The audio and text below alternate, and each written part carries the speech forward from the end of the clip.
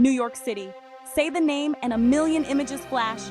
Times Square's neon chaos, the Empire State Building, yellow cabs flowing like a golden river. People come from every corner of the globe, chasing a promise, success, reinvention, a new identity. This is the New York everyone knows, the highlight reel, the energy that hits you the moment you arrive. Yet every shining surface casts a shadow. To truly know this city, you have to look into its shadows. And that's where our journey begins. What happens when the lights of Broadway dim? When you turn away from the skyline and walk a few blocks further, you see the cracks in the facade. The city's energy can feel less like a dance, more like a stampede. The hustle up close looks like desperation. The American dream feels hollow for those left behind. Here, in the places tourists never go, the real New York reveals itself. On the subway at dawn, you see the invisible engine, people heading to their third job, eyes heavy with exhaustion. They clean the hotel rooms, wash the dishes, drive the trucks. They are the city's lifeblood, living far from the glamour. Their New York is a battlefield, not a playground. The city's contrasts are brutal billion-dollar towers shadowing homeless shelters, wealth and poverty side by side. For many, New York isn't a dream, it's a trap, with rent-devouring paychecks and survival a daily struggle. The postcard version edits out the food pantry lines and families crammed into single rooms. But this struggle is as much New York as the Statue of Liberty. When people say New York City, they usually mean Manhattan, maybe a sliver of Brooklyn. But New York is 5 boroughs, and in the Bronx, Queens, and outer Brooklyn, life is a world away from penthouses and gallery openings. These neighborhoods are home to working-class and immigrant communities, places like East New York or Hunts Point. No designer boutiques here, just bodegas, laundromats, and tight-knit communities.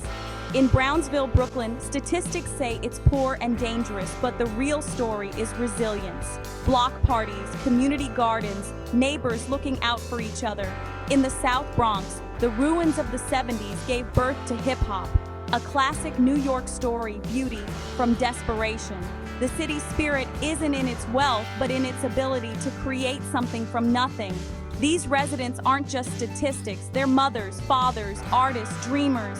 They face limited access to good schools, fresh food, and safe spaces, yet they endure. They build families, create art, and survive against the odds. Their story is one of quiet strength, unfolding far from the tourist trail. This is the New York most never see. It's a story of survival, not just success, and it's the heartbeat of the city. To know New York, you have to know these streets. Every street corner in this city has a ghost, every brick wall a story. The Lower East Side, now trendy, once packed with immigrants living 10 to a room, chasing the same dream. Their struggle is built into the foundations of buildings that now sell $20 cocktails. Look closely, a faded kosher butcher sign, an old synagogue between a vape shop and a cafe, remnants of communities pushed out by the march of money. The city is always eager to tear down the old for the new, but the stories remain embedded in the pavement, the garment workers, dock workers, and countless souls who built this city with their hands. The Bowery, once Skid Row, now home to luxury hotels, its ghosts paved over, but their stories matter. Who gets to belong and who gets erased? That's the real question. These hidden histories give the city its soul. It's not just about landmarks, it's about forgotten places holding the emotional weight of the past. The empty lots where communities thrived, the alleyways of desperate deals, the quiet corners of love and loss. To walk New York without acknowledging these stories is to see only a flat, incomplete picture. The real city is a living museum of struggle and perseverance. Its depth comes from the lives lived in its shadows.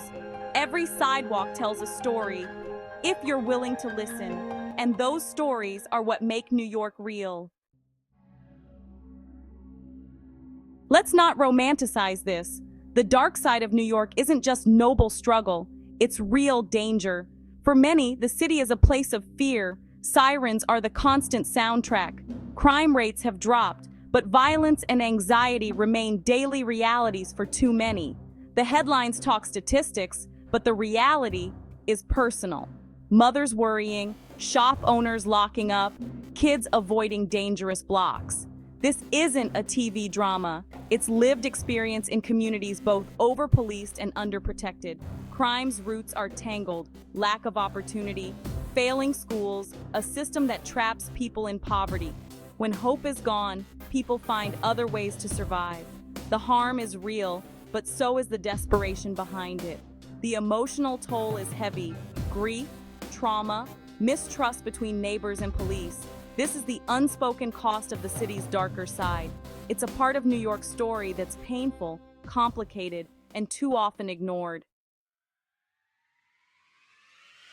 Here's the most incredible thing about this city. Even in the darkest corners, you find light. Hope and an unbreakable spirit refuse to be extinguished. The same city that can be cruel is also a place of kindness, creativity, and solidarity. The resilience of New Yorkers is the city's greatest secret. You see it in community organizers, artists turning blighted walls into murals, neighbors sharing food. It's a million small acts of defiance against the darkness. This spirit is forged in adversity. Community isn't abstract here, it's survival. Shared struggle creates a bond stronger than any skyscraper.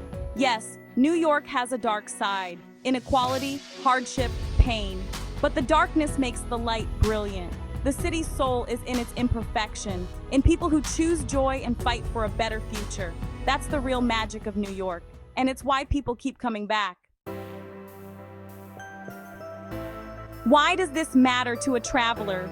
Because seeing a place fully is the only way to understand it. Visiting only the tourist spots is like reading a book's cover and thinking you know the story. The real moments happen when you connect with the human reality. Messy, complicated, beautiful. Acknowledge the struggles, and the beauty means more.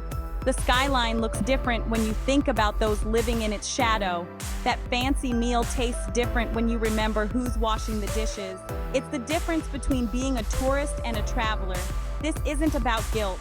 It's about awareness and empathy. Every place is more than landmarks. It's full of people with stories, hopes, heartbreaks. Seek out those stories, even the hard ones. That's how you grow and connect. Next time you travel, peel back a layer, ask a question, listen. The whole story is always more interesting than the sanitized version. Stick around. There are so many more honest stories to explore, and the real journey is just beginning.